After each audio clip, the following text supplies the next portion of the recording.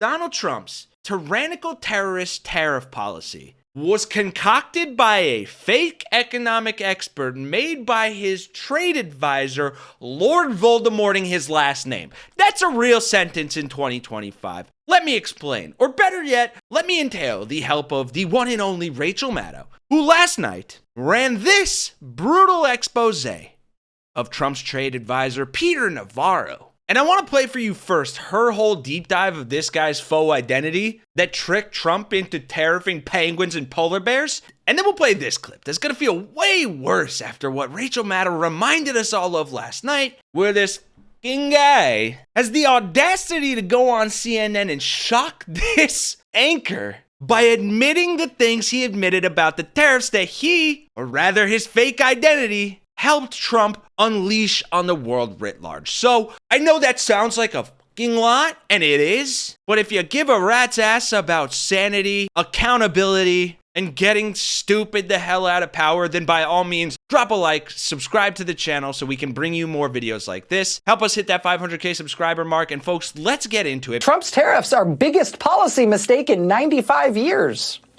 This is the lead editorial today at the Financial Times. America's astonishing act of self-harm.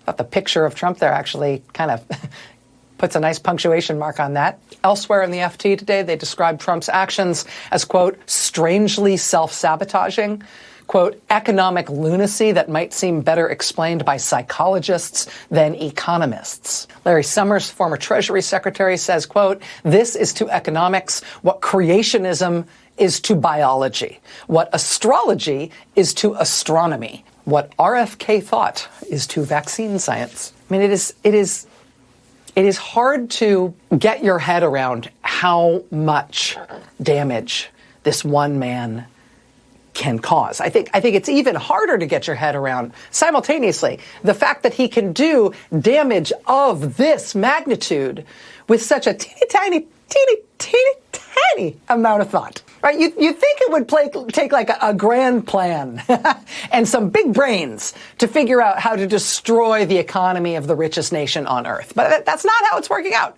Turns out it doesn't take a big idea or a lot of big brains working together. I know that this may be something that you remember, but just in case it's not, I'm just going to put this back on the front page here just for a second.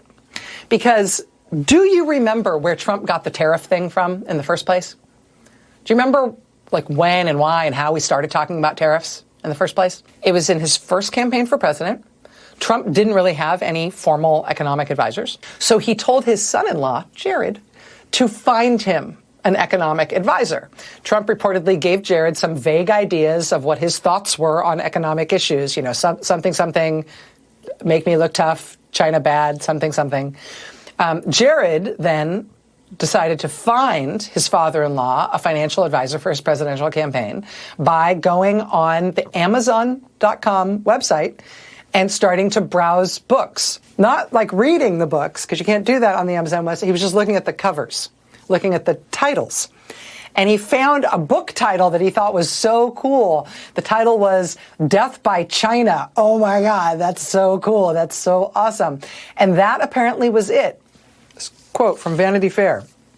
Trump gave Jared a summary of his views and then asked him to do some research. Kushner simply went on Amazon, where he was struck by the title of one book, Death by China, co-authored by a man named Peter Navarro.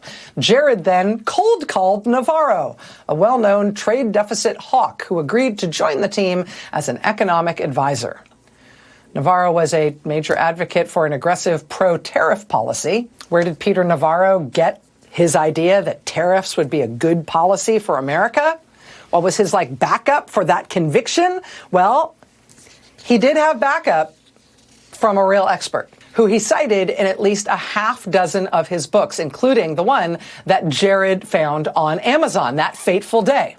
In all of his books, Peter Navarro has cited an economics expert to justify his views. And the economics expert he cites is somebody named Ron Vera, V-A-R-A, Ron Vera. Yeah.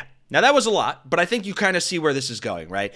Does that name and the likeness to Peter Navarro's name maybe draw any links there for you? If not, I'll give you a quick hint.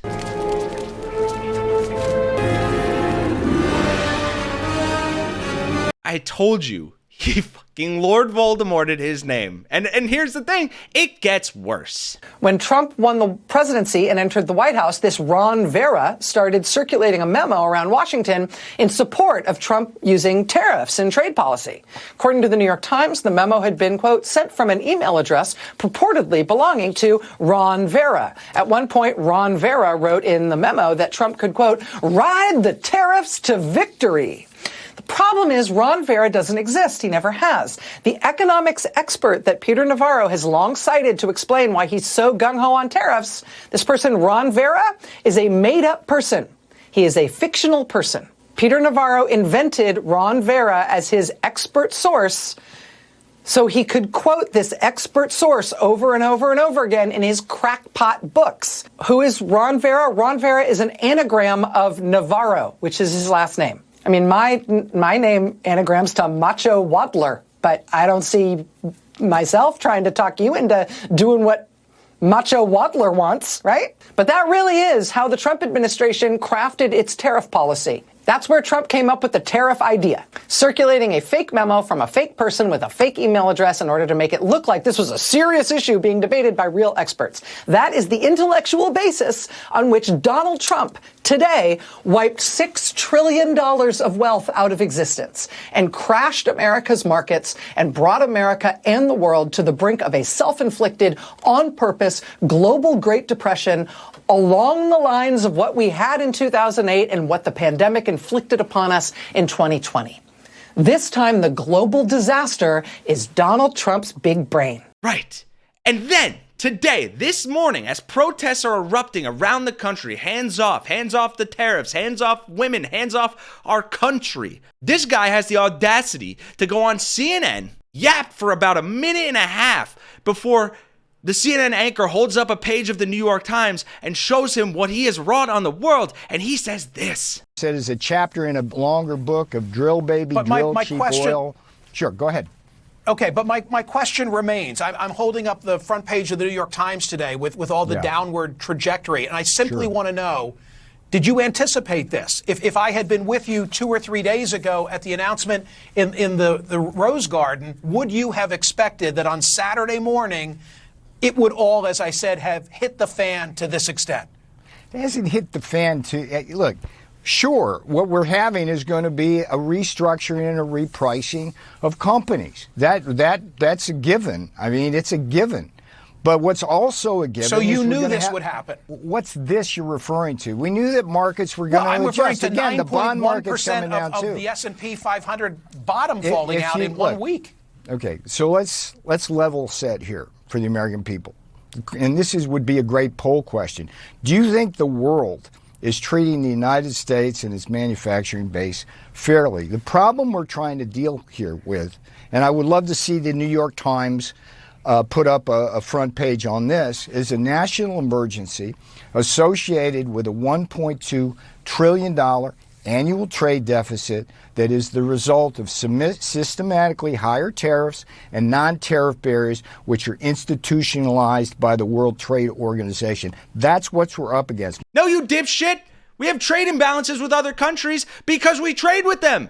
Because France specializes in wine. Scotland has better sheep than other places. China can produce things very cheaply. Is that a problem? In some ways, yes. But you don't just slap tariffs on people because we trade with them. And there are other ways to shrink our trade deficit that don't involve tariffing penguins and polar bears on islands where no humans live. I feel like I'm going insane. I'm sorry I'm yelling. I'm sorry I'm getting loud. But the entire stock market crash that Trump just facilitated over the past few days was entirely based on a facade and a fake economic expert that this guy pulled out of his ass by rewriting his own last name. Are we in hell? What did we do to deserve it? Did we all die in COVID? Apologies for the impartiality on this one, folks, but Jesus Christ. Thankfully, people are out today making their voices heard and protesting and doing all these things. But I don't know how you fight this level of moronic stupidity at this point. other than talking about it and like Maddow did, like exposing it. But whatever, I've yapped enough. I want to pass the question off to you. What the hell do you guys think of this? Let me know in those comments down below. And if you give a damn about sanity or saving our country or keeping anonymous sources that are just a fake imaginary friend out of our economic policy, then by all means, help support the channel and the work that we do here reporting on these stories by dropping a like, subscribing, commenting, sharing this video, whatever you can do. We greatly appreciate it. We can't do this without you, and we can't save our country without you. So thank you all for watching, and for Really American, I'm Kenny Hesse. I'm going for a walk because I can't fucking handle this anymore, but I'll see you guys in the next one. Cheers.